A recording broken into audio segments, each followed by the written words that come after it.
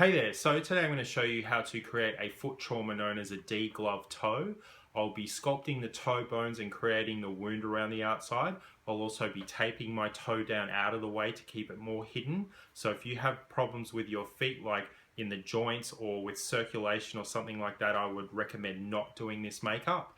If you wanted it to be a little bit easier to recreate, I would say maybe get a friend to volunteer their feet and they can hold their toe down out of the way. That might be a little bit more comfortable. You'll also be keeping your toe in this position for quite some time, so be mindful of that.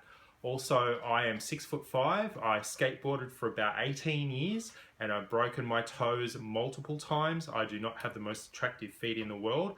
I'm sorry up front, but I have to use my own feet to be able to show you this makeup. Hopefully you get something from this and enjoy. So what you'll need to create this degloved toe is some kind of anatomical reference. So the closer you can get this looking to real life, obviously the more realistic it's going to look. This is just a skeleton foot here I got off eBay. You can also use reference images from the internet, or if you've got any anatomy books at home, you can use those as well. What you're looking for in particular are these two bones here, so the distal phalanx and the proximal phalanx. You'll need something to be able to create or recreate that bone with. This is just my modeling wax, so if you've got some kind of putty at home or some kind of clay or something like that, you can use that as well.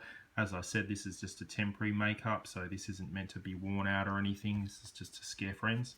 So this is half beeswax, half petroleum jelly. You'll need some kind of medical tape, so this is just clear plastic medical tape here. And what you use this for is to tape your big toe down so it's out of the way, hidden away from everyone, and I'll show you how to apply that. You'll need just regular nose and scar wax as well, so this is just Ben Nye nose and scar wax. This is the coloured wax that I make, so I normally just use this to kind of create the fleshy texture on the inside of wounds. If you don't have this, you can just use your normal Ben Nye nose and scar wax and paint it with whatever paints you have. You'll need some spirit gum to apply the nose and scar wax and make sure everything stays in place. You'll need your kind of blood of choice, so I've just got the standard blood that I normally use here, and to help it disperse across the skin evenly, you can use some dishwashing detergent. You only need a couple of drops of this. You'll need your paint palette, so I've got my Skin Illustrator palettes here, the effects palette and the flesh tones palette. You'll need a mixture of sponges, so this is just a regular makeup sponge. This is a bit of upholstery foam. I use these just to create a bit of texture, put some texture back into the nose and scar wax, stop it looking so shiny. You'll need some petroleum jelly just to smooth things out. You'll need a mixture of sculpting tools, so I normally just use a spatula to get the wax out of the tub, and then I've got this sort of dental sculpting tool here that's a scoop at one end and a point here, and I use these to sculpt the bone piece and also to create some meaty texture inside the wound. You'll need a pair of scissors, obviously, just to cut that medical bandage when you're taping your toe down. You'll need a mixture of brushes. So I normally just get some fine pointed brushes just to paint in the inner detail of the skin and also the fleshy scar wax in the middle of the wound. I also have been using a fan brush recently to recolor the nose and scar wax, so when I go to match it back to my actual skin color, I use light washes using this brush in a kind of, what would you call it, almost a zigzaggy pattern. I'll show you how to use this brush. You can buy these on eBay for about, I think they're 20 cents, or you can get a nail art brush kit for about $2 or $3. And that's it. So what we want to do next is take our reference imagery or skeleton foot as I have here and recreate these two bones. I'm going to use my modeling wax. You can use whatever you want to recreate these bones. You only really need about 2/3 of the proximal phalanx, so you could probably get away with stopping it about here somewhere. The reason being is you'll be cutting it off on an angle and gluing it down to the top of the toe, so you don't really need the full length. I'll go ahead and start modeling these two pieces now.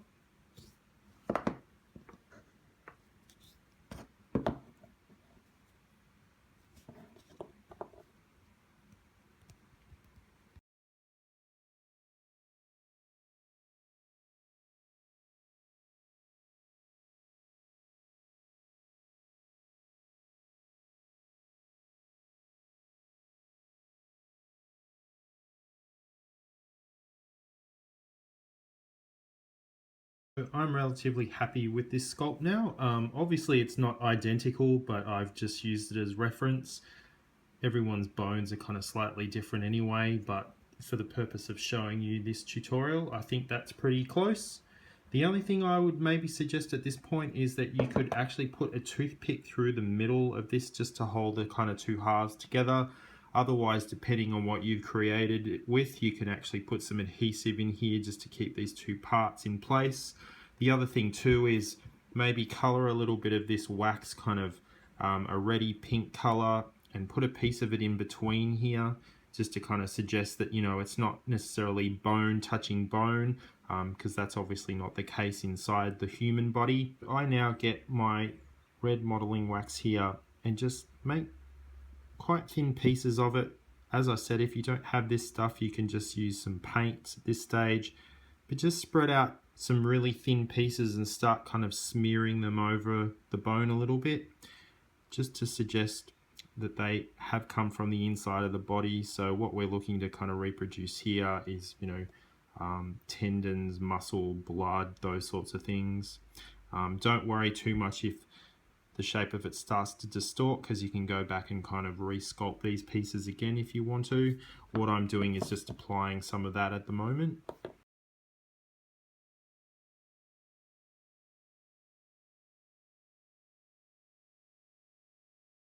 I'm relatively happy with that bone piece now. So in the process of setting up the next part of this tutorial, I have gone and smashed my toe on the corner of the bookshelf as I was grabbing some supplies, so I apologize for the band-aid. But what I did want to show you was just the way that I've wrapped that medical tape over my toe. So it goes over my toe and then it goes down behind my heel and then back up over the toe again. I feel quite comfortable like this. That's not the case with everyone. Just make sure it doesn't feel like you're hyperextending this joint too far. I would also say if you're experiencing pins and needles or something like that, or just general like localized pain here, I would stop doing it immediately, cut the tape off, or, you know, undo it, and then maybe find an alternative. Find someone that can volunteer their foot for you, or, you know, maybe you can kind of naturally keep it bent like this with your other hand as you're applying the makeup. It doesn't have to be too bent, but I just find that this helps with the realism. And then what you want to do with that bone piece that you sculpted previously is just cut that off on an angle so it sits kind of nicely on top of the skin here and follows the kind of natural curve of these toes as well. One guide I like to use is, if you actually cut it to be the same length as this toe here, normally when there's sort of skin and nail and flesh and fat and tendons over this toe bone here, it would naturally be a little bit longer again, so just keep that in mind. I normally just line it up with this toe here, and what we want to do now is glue this piece down. Grab a bit of spirit gum,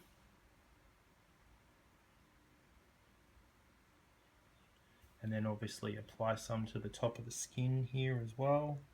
So now that glue is tacky, I can actually grab the bone piece and I can stick it down in place. And then I'm just going to grab some of this modeling wax now, and I'm going to kind of create the fleshy tissue around the outside. So just apply a little bit more spirit gum around the outside of your foot, and this will help that wax stick down. All you're looking to do here is just create a bit of kind of meaty texture around the outside. So I just take little pieces like this, they don't have to be any particular shape, and then just start kind of working them around the outside. Like I said, if you don't have this, you can just grab normal nose and scar wax, but you're looking to texture up the surface of the skin and actually just remove the normal skin texture that you have underneath as well. So I'm now happy with the texture that I've created on the inside here. I've also used some yellow wax just to create some little kind of fatty deposits. And the next step is to add a little bit more spirit gum around the outside. And this is just to help the regular scar wax adhere. So what we're going to do next is we're going to build up the kind of fleshy skin texture around the outside to give it the illusion that the skin has actually been torn.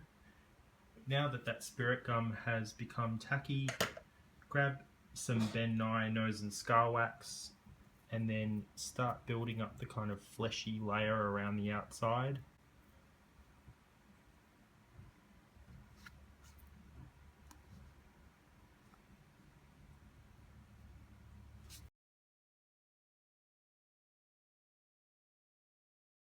I've now finished putting the skin layer down using nose and scar wax. I've created some sort of flared skin around here and also some tears as well. And what I'm going to do next is just go back in lightly with a sponge and just dab over the top. And what we're doing here is just removing the shine, and we're also prepping that nose and scar wax a little for the alcohol activated paint, or if you don't have alcohol activated paint, you can use sort of regular makeups as well. I'm just taking this blood tone here and adding some alcohol, and then I'm going to go back in and just paint those inner skin details.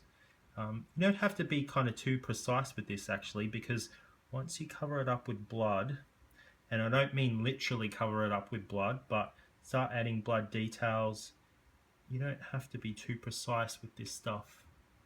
Unless of course you want to create the illusion of more depth, you can go back in and paint some black in there as well, or just a dark blood color like an aged blood color. I'm pretty happy with the red on the inside of the wound now, so what I'll do is get the skin tones palette and just grab some of the rose adjuster here in the bottom corner. And what I like to do is just create just a wash of pink using this fan brush here. So not too much color loaded up on the brush. Like I said, just washes, and then just lightly go back over the top of that nose and scar wax. If it's slightly redder than your normal skin tone, that's not a huge problem, because obviously there'd be some blood rushing to this area in your body. So I'm pretty happy with that now. And the next bit is just to add some blood. So grab the blood, add a couple of drops in of dishwashing detergent, not too many.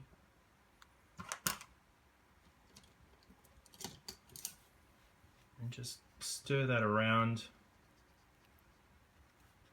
What I normally like to do first is just focus the blood on the inner edges here of the wound first of all, and make them the darkest as well. As the skin has been torn, there would be lots of bleeding around that area. If a little bit gets up on the bone as well, that's not a big problem. And then just start to kind of spread it out a little bit more.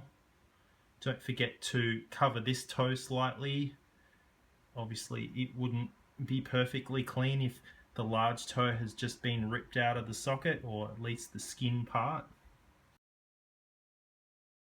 Then once you've applied the blood, what I normally do is just go back in and kind of clean it up a little. Don't remove all of it. Obviously you want to still have some dark spots in there, but I just go back in and make sure some of that detail that you've sculpted around the outside sort of shows through the blood, so don't go bananas with it.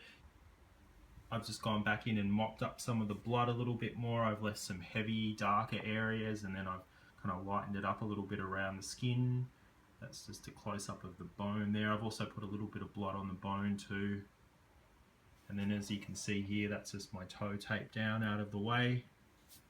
Now I've had this going for about an hour and my toe still feels fine. I mean, I'm still looking forward to setting it free, but it's not painful in any way, so. But that's it there. So that is my foot trauma, also known as a degloved toe. Thanks for watching.